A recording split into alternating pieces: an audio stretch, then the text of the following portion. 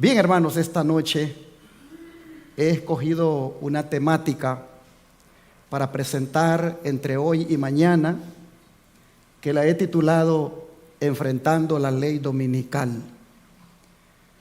Voy a comenzar con la parte 1 y mañana, primero Dios, continuaré con la parte 2 y 3. Más adelante, allá en Texas, agregaré otros 3 o 4 mensajes a esta serie. Mañana voy a hablar un poquito de lo que estos personajes están diciendo allí. Pero me gustaría esta noche plantear una pregunta. ¿Por qué hablar de la ley dominical? Porque, hermanos, esta será la prueba más dura que nosotros vamos a pasar. ¿Cuántos queremos que Cristo venga ya? Pero antes de que Él venga, tenemos que pasar por esta prueba. Y los que pasemos esta prueba en victoria, nos iremos con Cristo. Pero si en esta prueba usted y yo fracasamos, nos quedamos aquí. Así que, conectado con la venida del Señor y con ese anhelo nuestro de querer irnos con Él, este tema es relevante y debemos en un congreso como este de darle su lugar para reflexionar. Si Dios quiere que estemos vivos cuando esta ley pase, nosotros, hermanos, tendremos que demostrar allí de qué calibre somos, de qué material estamos hechos. Y es pertinente abordar este tema por lo fuerte que están sonando los vientos en esa dirección en estos últimos días. Para nadie es un secreto cómo la derecha cristiana, liderada por el católico Kevin Roberts y sus aliados, se han infiltrado en la política estadounidense para lograr que esta ley dominical pueda tener lugar. Ellos están empujando todo un movimiento en favor del domingo muy fuerte. Y los políticos, como el presidente electo Donald Trump y el vicepresidente electo católico J.D. Vance, ellos respaldan toda la agenda de Kevin Roberts y sus aliados. Donald Trump quiere que los cristianos vuelvan a la iglesia los domingos, que se vuelva a orar en las escuelas y que se coloquen los mandamientos en ellas. De esa manera, él apoya la agenda católica de Kevin Roberts.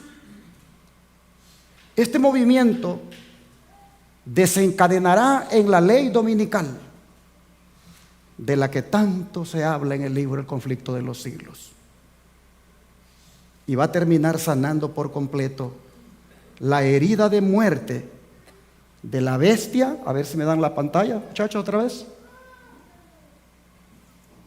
Como que hay un fallo aquí quizá.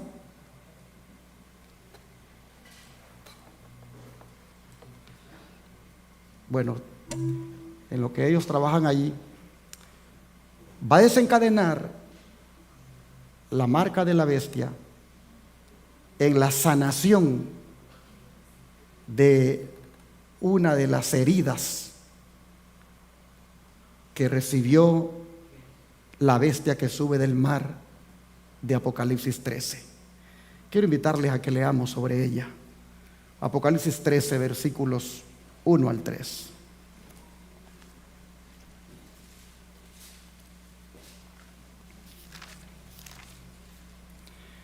Apocalipsis 13, 1 al 3 dice: Me paré sobre la arena del mar y vi subir del mar una bestia que tenía 7 cabezas y 10 cuernos, y en sus cuernos 10 diademas, y sobre sus cabezas un nombre blasfemo. Y la bestia que vi era semejante a un leopardo, y sus pies como de oso, y su boca como boca de león. Y el dragón le dio su poder y su trono y grande autoridad.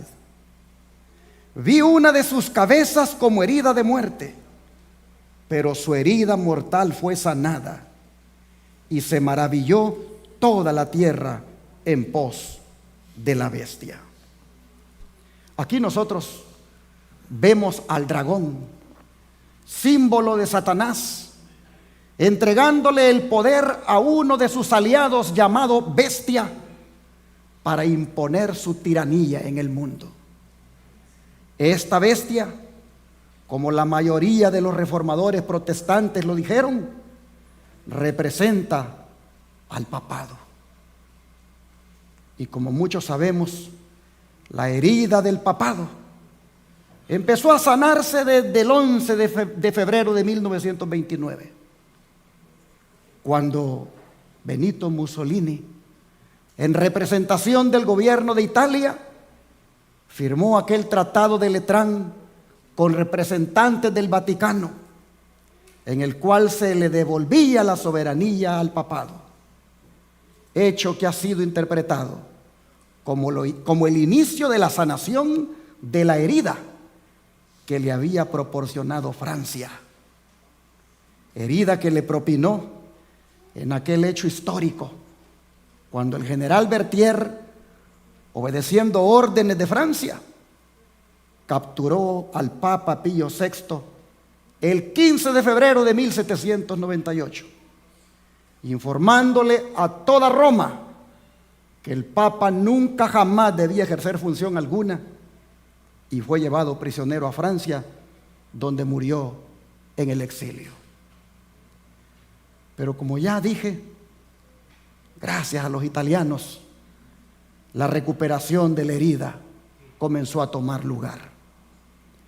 Dicen los historiadores que aquella mañana, después de firmarse el pacto de Letrán, el Papa apareció en el balcón de la iglesia de San Pedro, y miles de católicos, dirigidos por los sacerdotes, exclamaron: ¡viva el Papa Rey! Y desde entonces ha estado escalando en popularidad, al punto que hoy los reyes de la tierra, es decir, los gobernantes y prominentes líderes mundiales de todos los estratos sociales y religiosos, le buscan y se ofrecen en llevar adelante su agenda.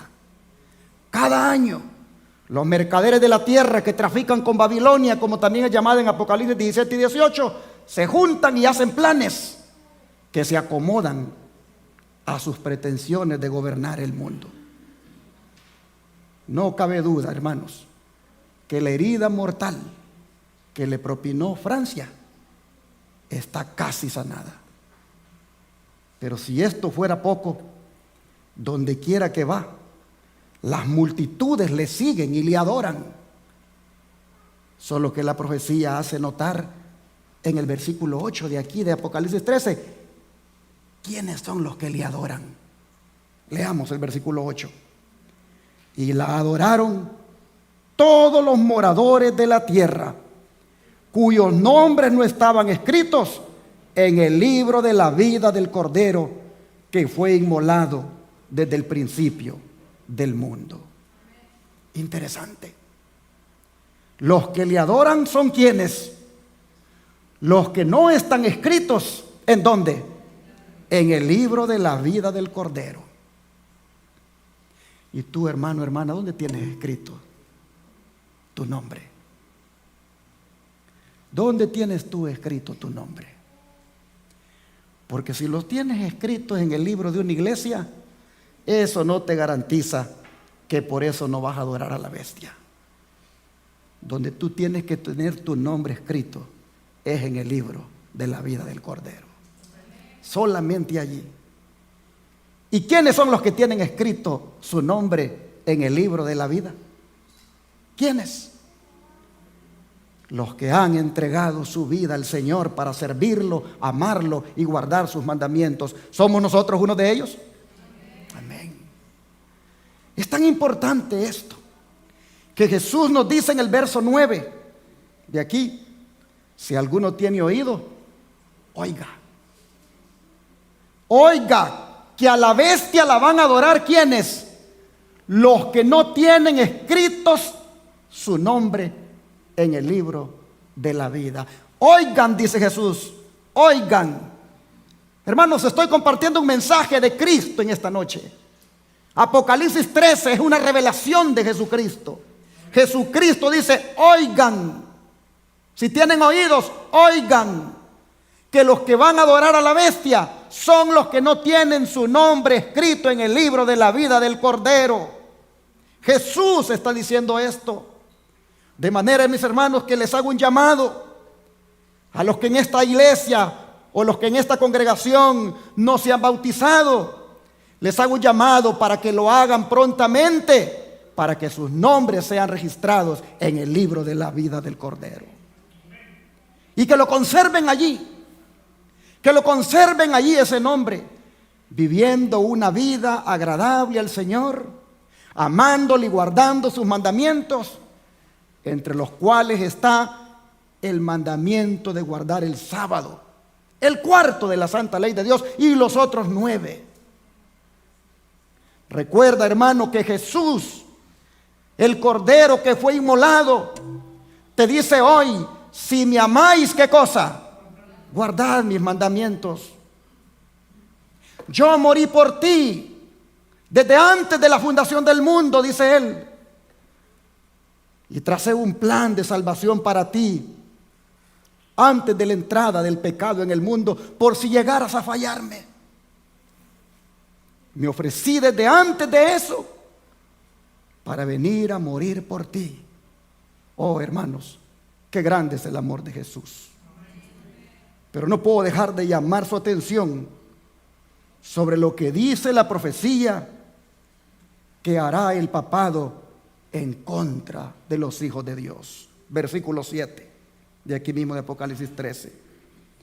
Y se le permitió hacer guerra contra los santos y vencerlos. También se le dio autoridad sobre toda tribu, pueblo, lengua y nación. ¿Qué dice la profecía? Dice que les hará la guerra. Les hará la guerra a los santos. Y en el verso 10 nos recuerda que la paciencia y la fe de los santos va a ser necesaria para enfrentar esa guerra. La paciencia de los santos, hermanos. ¿Qué cosa es la paciencia de los santos? Es aguante, resistencia, perseverancia. Es decir, no es una actitud pasiva, no, sino que es resistir la prueba, ser fieles, pues la fidelidad es un sinónimo de la fe. Por eso nos dice en otra parte que seamos fieles ¿hasta dónde? Hasta la muerte. Y que no temamos lo que vamos a padecer. Pablo nos anima con las palabras que se encuentran en Romanos capítulo 5, verso 3, de la siguiente manera. Romanos 5, verso 3.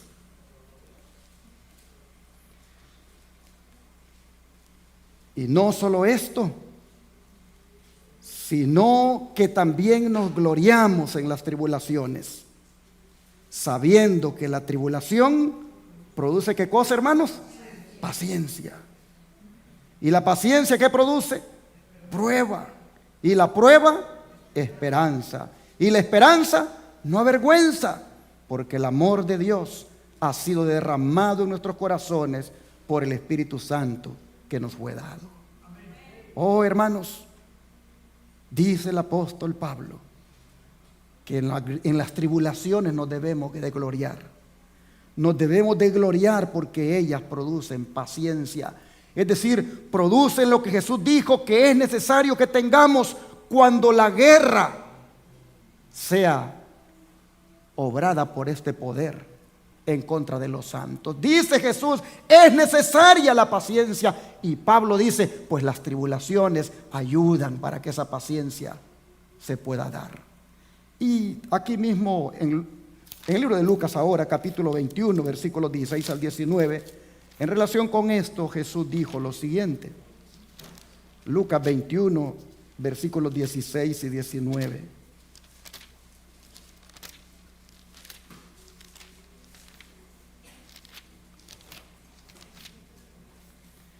Dice el Señor, mas seréis entregados aún por vuestros padres y hermanos y parientes y amigos, y matarán a algunos de vosotros. Y seréis aborrecidos de todos por causa de mi nombre, pero ni un cabello de vuestra cabeza perecerá. Con vuestra paciencia ganaréis vuestras almas. Una vez más, esa virtud de la paciencia, que es la resistencia, el aguante y la perseverancia, Jesús dice, con eso ustedes van a ganar sus almas. Con eso ustedes finalmente van a ser salvos, porque el que persevere hasta el fin, dijo en otra parte, ese será salvo. Oh, hermanos y hermanas, cuánto necesitamos esta paciencia de la que habla Pablo y de la que habla Jesús. Cuánto la necesitamos para enfrentar la prueba y así poder salvar nuestras almas. Pero volviendo a la bestia que sube del mar, símbolo del papado, no es el único aliado del dragón en la guerra contra los santos. Tiene otro aliado también muy poderoso, como es la bestia que sube del mar, es decir, los Estados Unidos de América,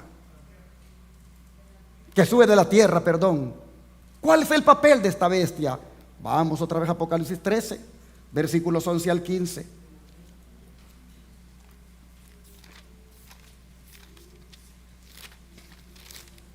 Y aquí encontramos que dice, después vi otra bestia que subía de la tierra y tenía 2 cuernos semejantes a los de un cordero, pero hablaba como dragón. Y ejerce toda la autoridad de la primera bestia en presencia de ella, y hace que a la tierra y los moradores de ella adoren a la primera bestia cuya herida mortal fue sanada. También hace grandes señales, de tal manera que aún hace descender fuego del cielo a la tierra delante de los hombres, y engaña a los moradores de la tierra con las señales que se le ha permitido hacer en presencia de la bestia, mandando a los moradores de la tierra que le hagan imagen a la bestia que tiene la herida de espada y vivió. Y se le permitió infundir aliento a la imagen de la bestia para que la imagen hablase e hiciese matar a todo el que no la adorase. ¿Por qué decimos, hermanos y hermanas, que esta bestia son los Estados Unidos? Porque su descripción incluye características de su forma de ser y de su forma de obrar que encajan perfectamente con esta nación de los Estados Unidos. Estas características, por lo que hemos leído, nos dan un cuadro de la alianza que hace con la bestia que sube del mar, la primera que leímos, y cómo hace una plena integración de su poder con el poder de aquella. Oh, la forma de ser de esta bestia. Sube de la tierra. Qué bien que me corrigieron allá cuando me equivoqué y dije sube del mar. Sube de la tierra. Tiene 2 cuernos y habla como dragón. Es una nación que no surge de los pueblos en sus tradiciones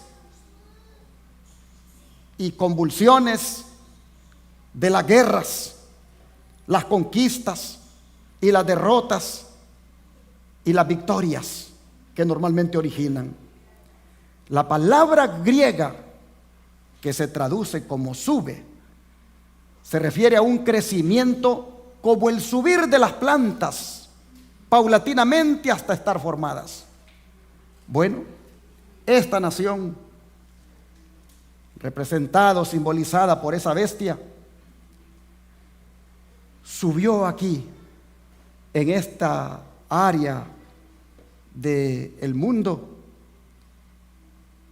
cuando estaba prácticamente con una población limitada, podríamos decir relativamente un desierto. Así comienza los Estados Unidos, surgiendo lenta, desarrollándose humildemente, y su poder inicial se reduce solo a los 2 cuernos de un cordero. La misma imagen del cordero describe una nación que en sus inicios no tiene pretensiones extraordinarias. Prácticamente está en un visible contraste con las otras naciones que en ese tiempo expresaban ambiciones casi ilimitadas y despóticas, y que estaban siendo representadas por bestias agitadas y violentas. Los Estados Unidos, cuando surgió, justamente como la Biblia lo describe, era algo que empezaba a subir aquí en la tierra, y la base de su poder estaba en esos 2 cuernos. Bueno, siempre ha estado en esos 2 cuernos, que representan la libertad política y la libertad religiosa, que siempre le ha caracterizado a esta nación. Pero nosotros vemos aquí que se modifica el cuadro de ella. El cuadro que nosotros vemos en el comienzo se modifica, porque comienza a hablar como ¿qué cosa? Como dragón. Mire qué cosa, la apariencia es mansa, como la de un cordero, pero la acción es violenta, intransigente y cruel. Hay una extraña contradicción allí. Hermanos y hermanas, los Estados Unidos de América, como la bestia que sube de la tierra, la profecía dice que se asocia con la otra bestia que sube del mar. Imita su sistema. Establece un sistema político eclesiástico igual que el de la otra bestia. Es decir, forma un sincretismo de Estado con iglesia, creando una potencia de dominio espiritual con tiranía, igual que la otra bestia. Ejerce, dice, la autoridad de la primera bestia, y entonces obliga a los habitantes del mundo a que adoren a esa bestia que sube del mar, símbolo del papado. Qué extraño esto. Prácticamente la cuna de la libertad en plena apostasía. ¿Por qué lo hace? ¿Por el poder? Si ya el poder estaba en ella y se lo había dado en esos 2 cuernos, Dios se lo había dado. ¿Quién podría jamás arrebatarle de su mano ese poder? Nadie. Pero decide unir su poder con el poder espiritual más influyente del mundo, como lo es el papado, para imponer una tiranía, ordenando a los habitantes de la tierra que adoren a dicho poder por medio de la imagen o réplica que le hará, so pena de muerte para el que se resista a hacerlo o adorarla. Y lo que es más, les pone su marca de autoridad a los que la adoran. ¿Qué cosa constituye esa marca? El don de profecía dice: Dios ha revelado lo que ha de acontecer en los postreros días, a fin de que su pueblo esté preparado para resistir la tempestad de oposición e ira. El movimiento dominical se está abriendo paso en las tinieblas. Joya de los testimonios, tomo 1, página 151 a la 152. Note usted que Dios ha revelado lo que ha de acontecer para que su pueblo esté, ¿qué cosa?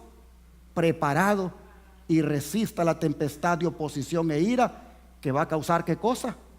El movimiento dominical. Luego sigue diciendo, no estamos listos para la crisis que nos impondrá la promulgación de la ley dominical. Y luego sigue diciendo, esta es la prueba por la que deben pasar los hijos de Dios antes de ser sellados. Por eso le pregunté, ¿cuántos queremos que Cristo venga ya? Y todos unánime dijimos amén.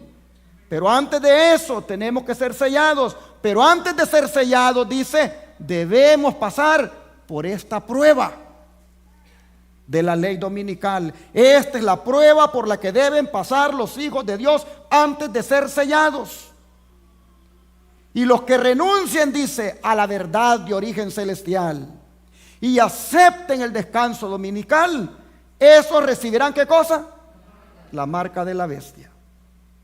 Maranata, el Señor viene, página 170. Así que, si la ley dominical constituye la marca de la bestia, usted y yo debemos estar listos para enfrentarla. ¿Y cómo debemos enfrentarla? Yo diría que con valentía y fidelidad. ¿Cuántos creen que la marca de la bestia o la ley dominical, cuántos creen que la debemos de enfrentar con valentía y fidelidad? Sí, hermanos. ¿Sabe por qué? Porque cuando eso suceda, la tiranía de Roma va a volver. Va a volver. Entendiendo la tiranía como esa forma de gobierno despótico ejercido por una sola persona llamada tirano, a través de la fuerza y la violencia, la opresión y la persecución sobre los ciudadanos. El pueblo de Dios, a lo largo de la historia, ha tenido que enfrentar este tipo de gobierno. ¿Quién no recuerda la tiranía egipcia sobre el pueblo de Dios? ¿Quién no recuerda la tiranía de Babilonia? La tiranía medo-persa, la del rey griego Antíoco, y la que fue peor, la tiranía de Roma. Fue bajo esta última que nuestro Señor Jesucristo experimentó la muerte más cruel, como fue la crucifixión, misma que se aplicó sobre su iglesia después que Él murió. La historia registra lo que sucedió a los cristianos en aquellos famosos circos romanos, cómo fueron lanzados a la arena para ser devorados por las fieras, y otros corriendo la misma suerte de nuestro Señor, siendo crucificados, tan solo por negarse a aceptar al César como su Señor. El profeta Daniel, describiendo la tiranía del imperio romano, dice lo siguiente: Daniel 7, versículos 7 y 8. Daniel 7, versículos 7 y 8.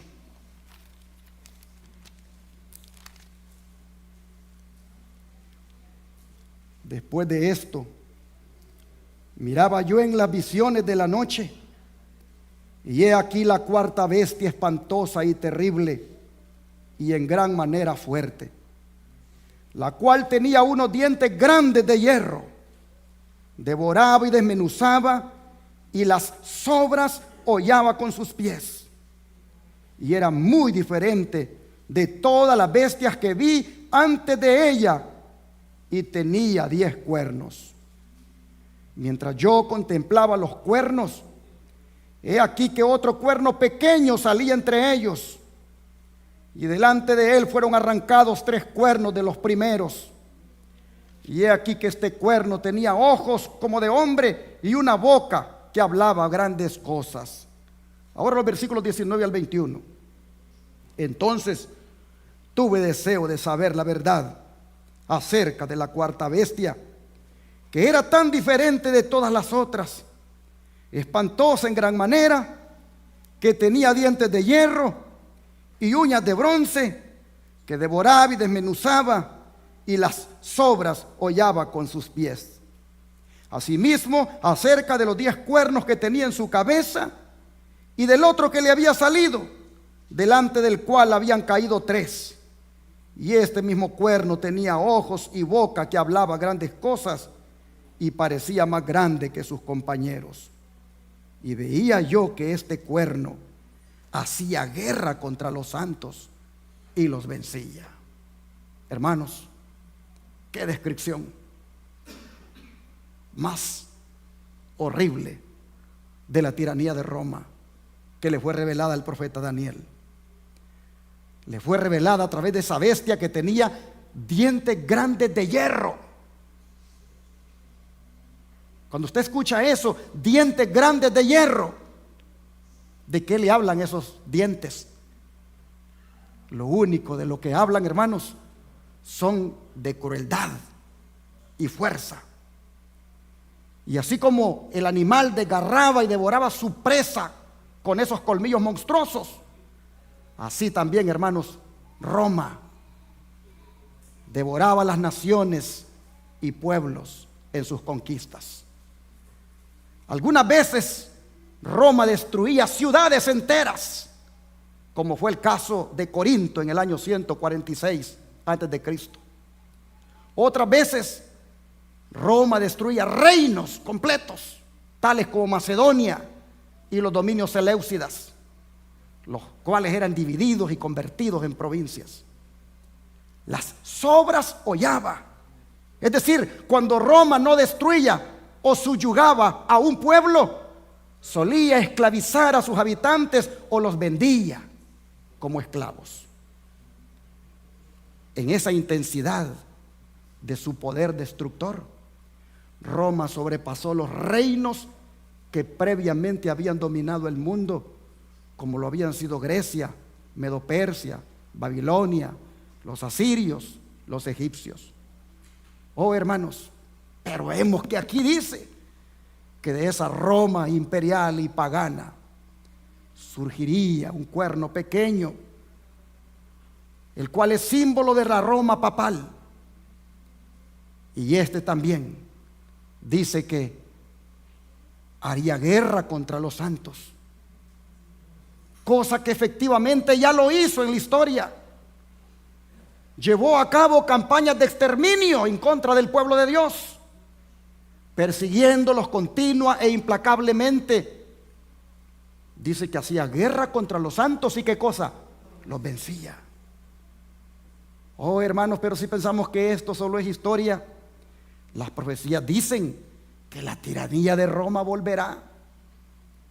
Esta vez bajo el nuevo imperio romano, como le ha dado en llamar la revista Time a la Roma papal.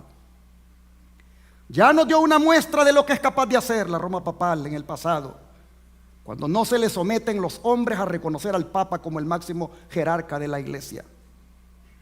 Interesante que en sus días la Roma papal hizo cosas que eran toda una barbarie. Pues mientras la Roma pagana crucificaba a los cristianos, la Roma papal los quemaba vivos. Oh, hermanos, en esos tiempos de la Edad Media, durante la Inquisición. Pero ¿cuándo se va a dar esto otra vez, de que la tiranía de Roma volverá? Cuando junto con los Estados Unidos imponga lo que se conoce como el nuevo orden mundial. La pregunta es, ¿estamos cerca de eso? Sin duda que sí. La alianza entre el Vaticano y los Estados Unidos está bien encaminada a establecer dicho orden. Y más en estos tiempos, independientemente de quién esté en el poder, independientemente de quién sea el presidente de los Estados Unidos, esto está más cerca que nunca. Por eso el don de profecía dice lo siguiente: cuando nuestra nación, los Estados Unidos, abjure de tal manera los principios de su gobierno que promulgue una ley dominical, en este acto el protestantismo dará la mano al papismo y con ello recobrará vida. ¿Qué cosa?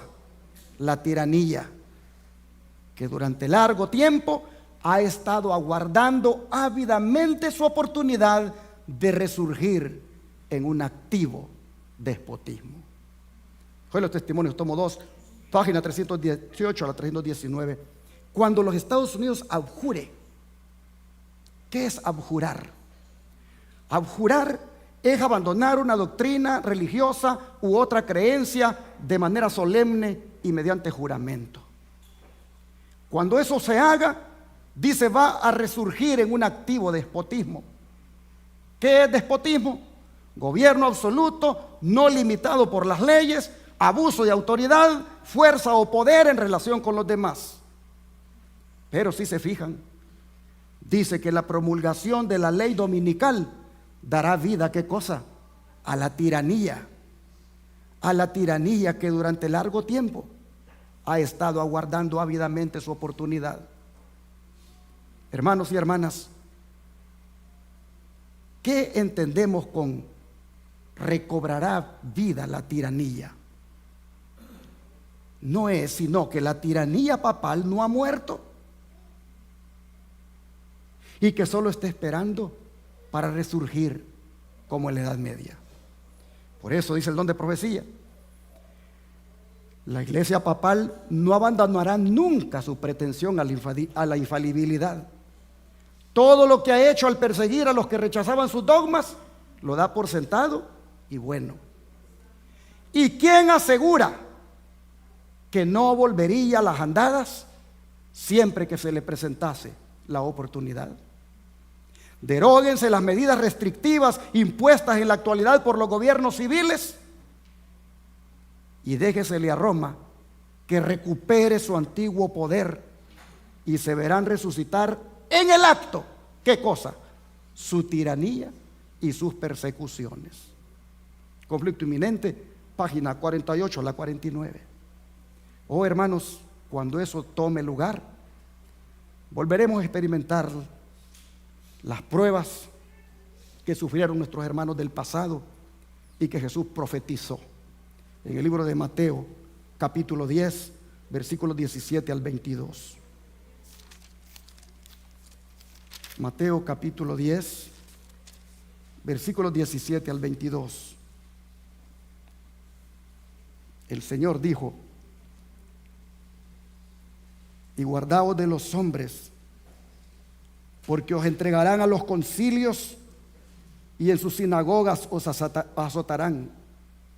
Y aún ante gobernadores y reyes seréis llevados por causa de mí para testimonio a ellos y a los gentiles.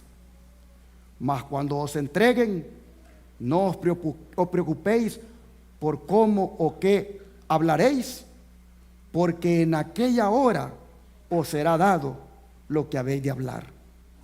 Porque no sois vosotros los que habláis, sino el Espíritu de vuestro Padre que habla en vosotros. El hermano entregará a la muerte al hermano, y el padre al hijo, y los hijos se levantarán contra los padres y los harán morir. Y seréis aborrecidos de todos por causa de mi nombre, mas el que persevere hasta el fin, éste será salvo. Hermanos, las palabras que Jesús dijera a los discípulos se aplican también para nosotros. Guardaos, dice el Señor. Prestad atención. En otras palabras, dice: tengan cautela. La cautela les debe caracterizar como misioneros.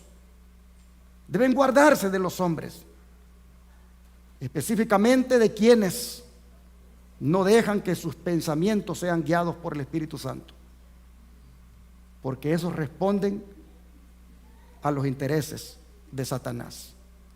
Seréis llevados, dice el Señor, a los concilios, es decir, a los juzgados, que en aquel tiempo eran juzgados locales, pequeños, sanedrines, que tenían 23 miembros.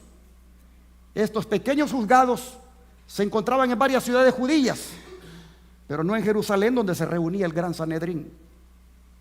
Pero dijo Jesús, hacia esos juzgados los van a llevar. Y también dice el Señor, van a ser castigados porque los van a azotar. Los van a azotar. La ley de Moisés disponía el castigo con azotes. Y la pena máxima era ¿de cuántos azotes? De 40. Pero les daban ¿cuánto? 39. Para mostrar, decían, misericordia. Pablo recibió este castigo 5 veces, dice la Biblia. Y así el Señor dijo, mire que Jesús no nos está diciendo, miren, les espera un camino de rosas. No, Jesús es bien honesto con nosotros. Ustedes son mis discípulos y deben saber lo que viene. Serán azotados, serán castigados y serán llevados, dice, ante gobernadores y reyes. Nosotros sabemos que esto se cumplió. Pablo fue llevado ante los gobernadores Félix, Festo y Galión. Jesús fue llevado ante Pilato también. Los gobernadores de aquellos tiempos, los romanos, juzgaron a misioneros cristianos. Los juzgaron como anarquistas, como perturbadores. Herodes Antipas, Herodes Agripa, Nerón, Domiciano, fueron algunos de los gobernantes, reyes o emperadores ante quienes los cristianos tuvieron que comparecer. Y Cristo dijo, esto será, dijo, por causa de mí. Oh hermanos, por causa de mí, por causa de su fe, por las actividades misioneras que hagan. Oh hermanos, muchos gobernadores y reyes y funcionarios, dijo Jesús, que tendrían la oportunidad también allí de escuchar la verdad y de observar el efecto de sus principios en la vida de aquellos que serían acusados y que estaban siendo llevados para dar cuenta de su fe. Pero Jesús dice, cuando eso les suceda, ¿qué cosa? No les preocupe por lo que han de hablar, porque en ese momento, ¿quién va a hablar por ustedes? Dijo el Señor, el Espíritu Santo. Él va a hablar por ustedes. Hermanos y hermanas, nosotros solo debemos de estar preparados para que el Espíritu Santo nos use. Nosotros solo debemos de estar llenos de la presencia del Espíritu Santo para que cuando se dé eso, ahí estemos, hermanos, como valientes soldados, dando testimonio de nuestra fe, dando testimonio de que somos fieles hijos del Señor. Hermanos y hermanas, no tengamos temor, porque en aquella hora el Señor nos dará las palabras y aún la gracia para hablar dichas palabras. Así que solamente es de estar preparados. No seremos nosotros los que hablaremos. No, hermanos, solo seremos allí embajadores que traeremos la palabra que Jesús nos dará a través del Espíritu Santo. Él hablará por nosotros porque Él estará en nosotros. Entonces, deberíamos preocuparnos y asegurarnos porque el Espíritu Santo desde ya esté en nosotros. Si nosotros nos preocupamos porque el Espíritu Santo esté en nosotros, Él hablará por nosotros cuando seamos llevados ante cualquier tribunal. Hermanos, serán aborrecidos de todo, dijo Jesús, aún por sus parientes, por hermanos, por amigos, por familiares, y todo será por causa de mi nombre. Pero si en ese momento perseveran y son fieles hasta el fin, serán salvos. En otras palabras, alcanzarán la meta. Alcanzarán la meta y entonces recibirán el premio. Hermanos, es necesario comenzar la carrera, pero también es necesario mantenernos en la carrera hasta llegar a la meta. Usted está en esta carrera llamada la verdad presente. Usted ha comenzado en esta carrera. Es importante que haya comenzado, pero manténgase hasta llegar a la meta. Ya algunos se cansaron de correr, tristemente, y se volvieron, algunos al mundo, otros a los sistemas en los cuales se sentían confortables, pero bendito Dios que ustedes todavía perseveran en la verdad presente.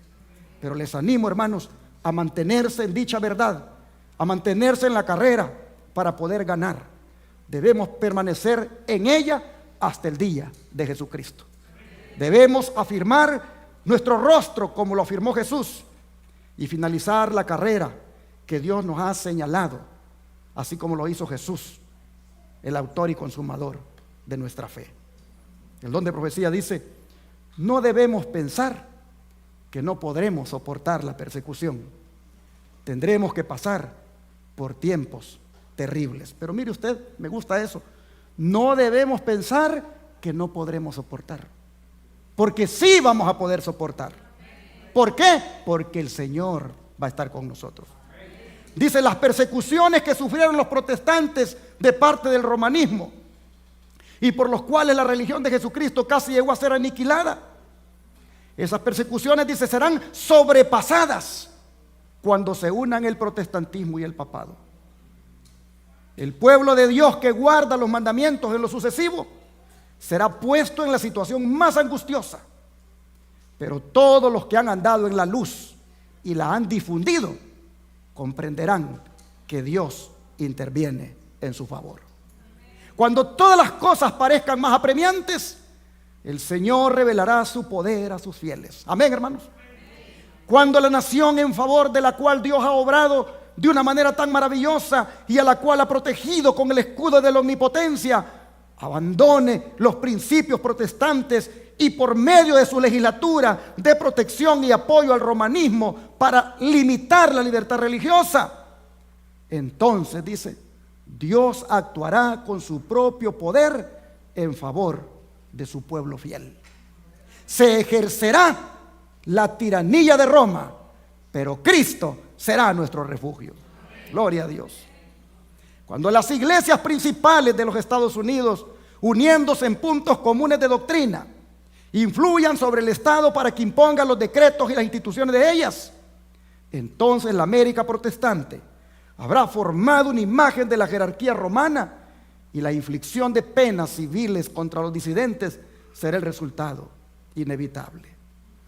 Las Escrituras enseñan que el papado reconquistará su perdida supremacía y que volverán a encenderse los fuegos de la persecución mediante las concesiones contemporizadoras del así llamado mundo protestante.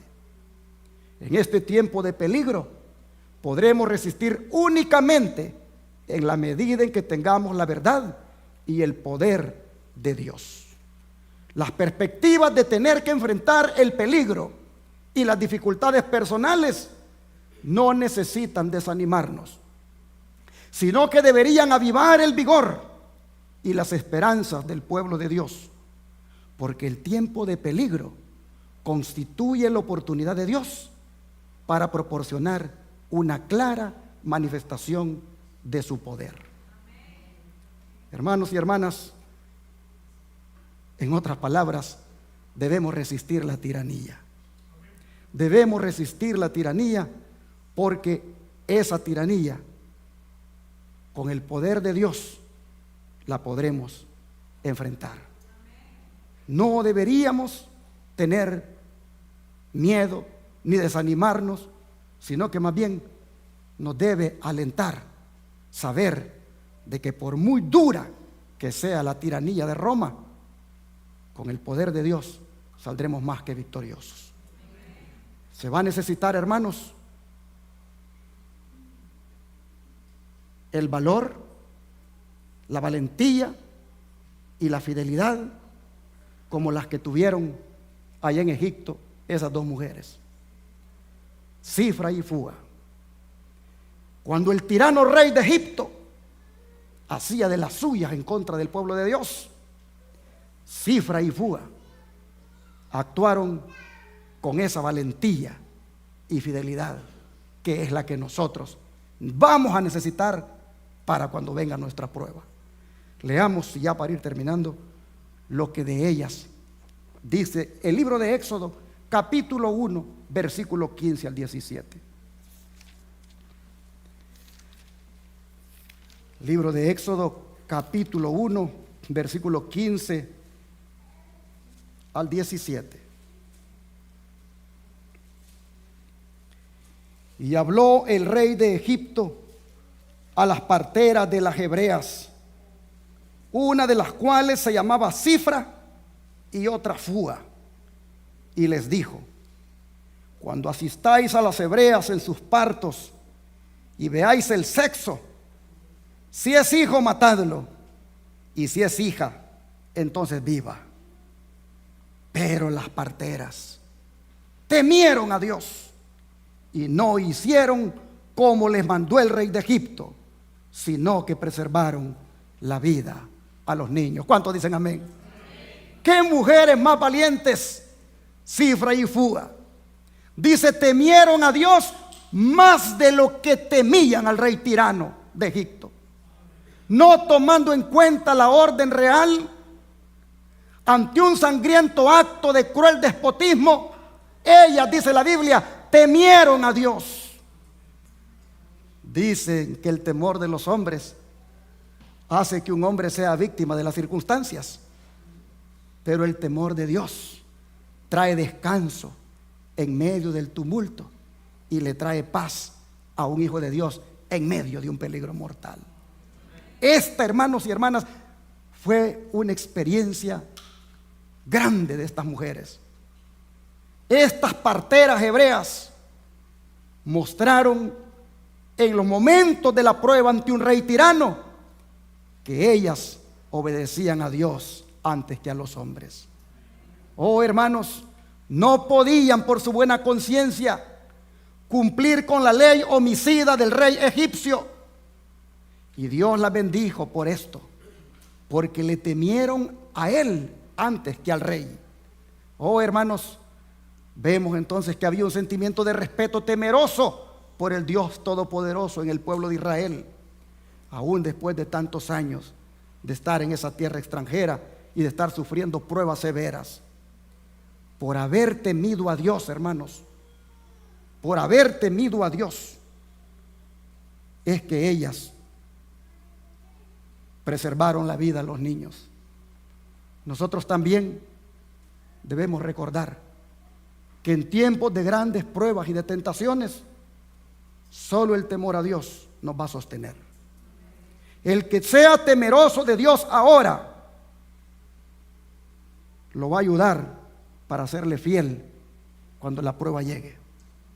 El temor a Dios, que no consiste en tenerle miedo, sino en respetar su nombre, en reverenciarlo.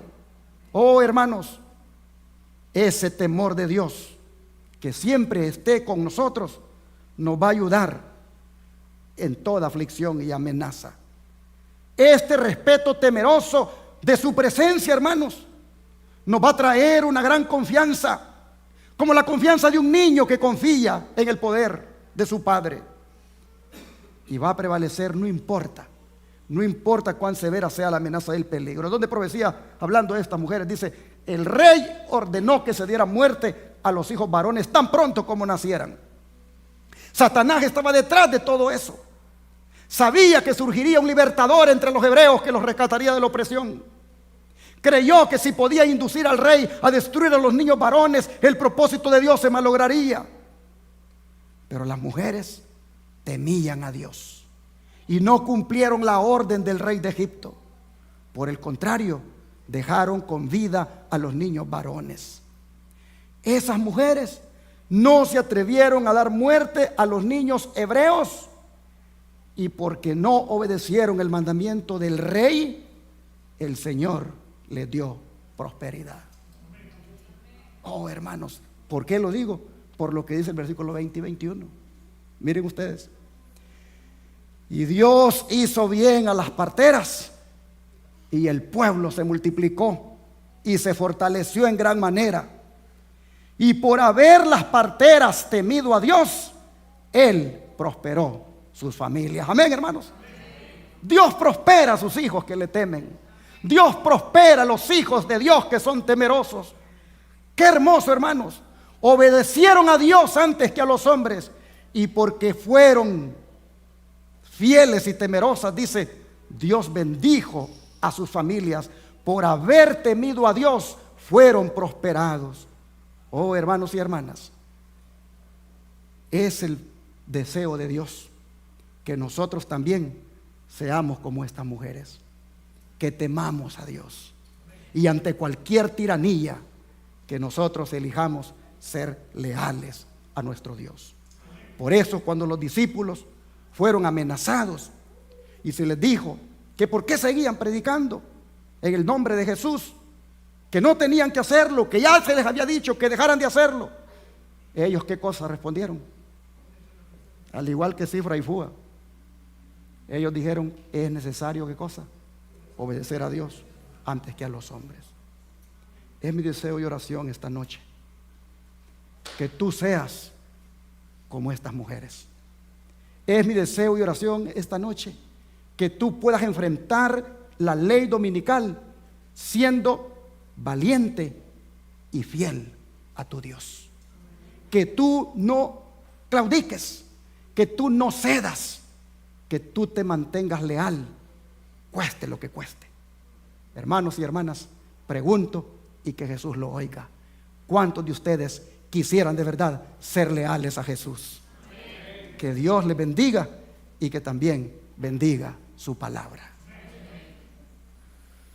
Primero vamos a entonar las estrofas del himno 288. 288.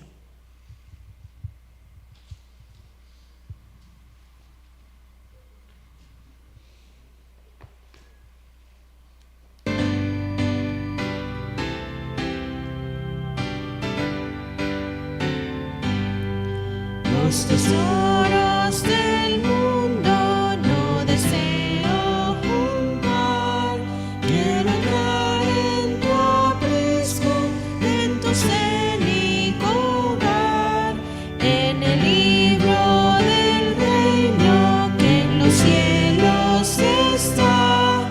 Dime, Cristo benigno, si haya mi nombre allá, si haya mi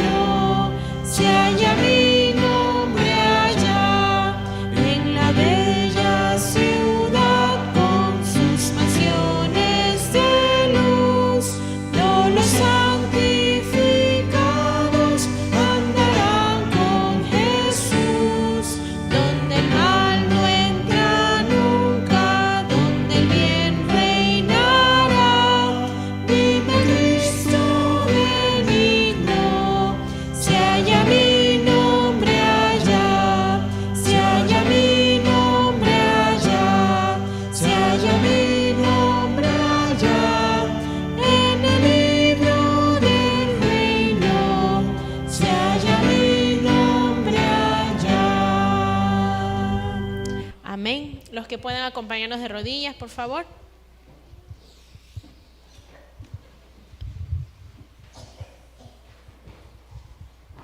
Santo y soberano Dios, en este momento, Señor, me uno a las oraciones de mis hermanos para rogarte que todos los que están sufriendo, tú les ayudes, tú vengas en su auxilio, para que todos los que están pasando problemas, tanto a nivel de matrimonio, a nivel de relación padre-hijos, o también, Señor, algún tipo de situación difícil como enfermedad, la prueba que sea, Señor, te ruego en esta noche que tú vengas en ayuda de todos aquellos que te aman y creen y ponen su esperanza en ti. Amén. Ayúdales, Padre, que todos puedan ser auxiliados por ti en su situación que puedan estar pasando. Y al haber presentado esta noche la primera parte de este tema, enfrentando la ley dominical, Señor, que el mensaje tu pueblo lo entienda, y es que la manera de enfrentarlo es prácticamente con valentía y con fidelidad. Valentía y fidelidad como la que mostraron estas mujeres hebreas. Pero también, Señor, con esa decisión de mantener nuestros nombres en el libro de la vida del Cordero. Porque claramente hemos visto esta noche que solamente van a adorar a la bestia y a su imagen los que no tengan escrito su nombre en ese libro. Así que, Padre, te rogamos que, siendo que por tu gracia ya lo tenemos escrito allí, nos ayudes para mantenerlo allí siempre. Y que en el momento, Señor, cuando la gente empiece por seducción o por obligación a adorar a la bestia, a su imagen, oh Señor, el hecho de que nuestros nombres estén escritos en ese libro nos lleve a hacer la decisión de esas mujeres hebreas, de temerte a ti, y por temerte a ti ser valientes y fieles. Amén. Ayúdanos, Señor, para que aquí en esta congregación haya mujeres y hombres, niños y jóvenes dispuestos a ser valientes y fieles. Amén. Que ante la prueba que vendrá, que ante esa situación difícil que se ha de presentar, todos los valientes y fieles de esta noche, tanto de aquí como de la iglesia del aire, puedan salir obteniendo la victoria sobre la bestia y su imagen, y así un día poder estar en el mar de vidrio gozándonos para siempre contigo. Amén. Señor, te rogamos que nos ayudes a ser fieles hasta el fin. Te lo suplicamos en el nombre de Jesús. Amén. Amén.